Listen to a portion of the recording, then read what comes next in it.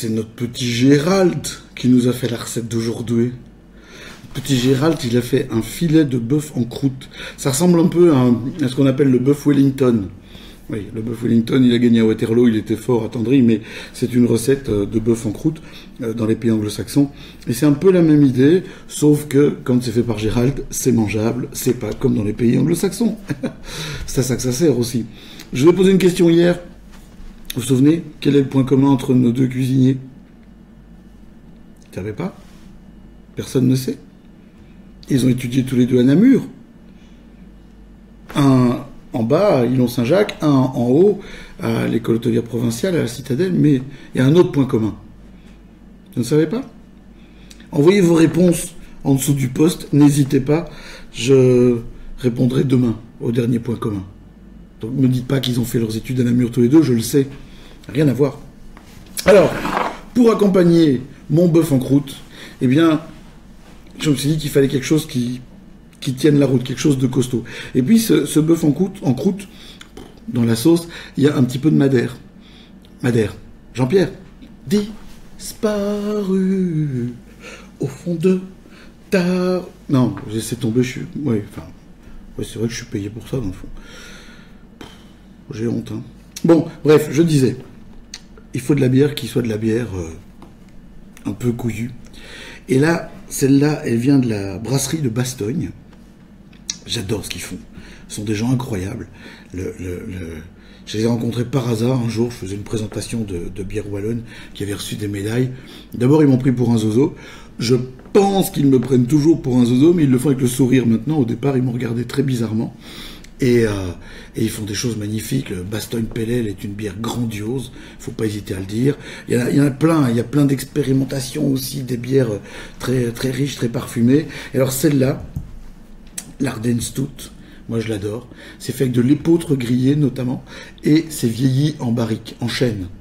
Et ça donne à la bière un sacré caractère. Alors, je m'en vais la goûter pour vous, parce que je me sacrifie volontiers. Oui, je sais.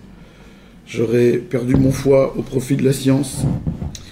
La comtesse de Barry a proposé de me le racheter. Vous avez vu cette mousse? Vous avez vu le côté riche de cette mousse, le côté café grillé, la couleur qu'elle a, elle est magnifique. Hein. Et puis elle est compacte, mais elle n'est pas lourde. On voit, elle est très aérienne. Au nez, c'est de la dinguerie. C'est caramel à la vanille, c'est du caramel au beurre salé. Il y a un côté café, évidemment. Il y a le côté céréales grillées. On est très, très, très loin de la Guinness, par exemple. Hein, ça, c'est de la bière, ici. Voilà. Et je parle de la Guinness, parce que la Guinness, c'est un stout aussi, d'ailleurs. Hein, avec le stout est une bière qui est originaire des Pays-Bas ou de Belgique, ce qu'on appelait les Pays-Bas à l'origine. Et ce stout a traversé la Manche et a été adopté, et avec quel succès, par les Irlandais, mais ça vient de chez nous à la base. Hein. Soyons fiers de nos bières et buvons-les avec modération. En tout cas, conduisons pas après, quoi.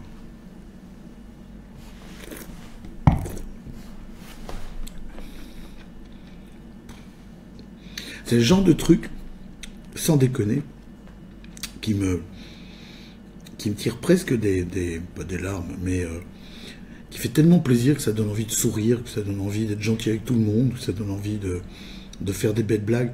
Mais ça, je fais d'habitude déjà. En tout cas, j'ai pas besoin de bière pour m'inspirer. Mais en tout cas, c'est le genre de bière qui fait du bien par où elle passe, quoi. C'est bizarre parce que les bières brunes sont pas des bières, ou les bières noires sont pas des bières qui sont très commerciales. C'est pas le truc qu'on imagine quand on veut une bière. Il y a plutôt, on veut une blonde, se rafraîchir, etc. Mais d'abord, les brunes comptent pas pour des prunes. C'est pas moi qui l'ai dit, c'est une grande poétesse de la fin du XXe siècle, belgo-lusitanienne, qui s'appelle Lio. Elle a dit que les brunes comptaient pas pour des prunes. Succès planétaire. Et puis ensuite, ces bières brunes, on croit qu'elles sont très très lourdes. Et en fait, ce qui fait qu'elles sont pas lourdes, c'est la fraîcheur, l'équilibre qu'il y a dedans. Moi, ce que je trouve intéressant dans beaucoup de bières bien faites, et la brasserie de Bastogne, c'est un endroit où on fait bien la bière, c'est d'avoir de l'équilibre, de la fraîcheur, pas trop, de l'amertume, pas trop, y avoir un truc qui passe bien, qui laisse une belle impression. Les bières extrêmes, c'est rigolo, Mais c'est rigolo 3 minutes pour mettre des notes hein, sur des blogs, etc. Mais en dehors de ça, on s'en fout. Bref, vous savez ce qu'il vous reste à faire? Revenir demain. Une fois que vous serez revenu, vous aurez essayé la recette. Peut-être pas demain, peut-être après-demain ou les jours d'après. Vous aurez distribué tout ça à vos petits camarades. Je sais pas, moi, vos amis brasseurs, vos copains irlandais qui boivent du truc, vous voyez ce que je veux dire, etc., etc., etc. Et puis, vous partagerez. Oui, allez, partagez, les amis, des amis, des amis et des amis. Comme ça, on sera des millions à la fin. Et puis, moi, je serai là demain à la même heure, au même endroit. Mais avec une autre chemise. Ah oui, il faut changer de chemise régulièrement, c'est important. Et j'aurai la réponse à la dernière question. Quel est le point commun entre Gérald Wathelet et Julien Lapraille? Oui, je sais. Ils ont étudié à Namur, mais ce n'est pas ça le point commun. Il y a un autre point commun, beaucoup plus subtil. À demain.